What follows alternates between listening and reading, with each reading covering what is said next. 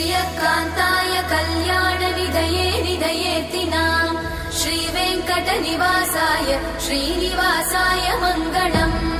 लक्ष्मी सविभ्रमालोकसुभ्रूविभ्रमचक्षुषे चक्षुषे सर्वलोकानां वेङ्कटेशाय मङ्गलम् श्रीवेङ्कटाद्रिशृङ्गाग्रमङ्गलाभरणाङ्गये मङ्गलानां निवासाय श्रीनिवासाय मङ्गलम्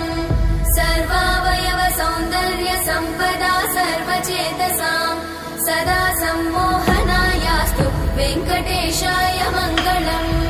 नित्याय निरवध्याय सत्यानन्दचिदात्मने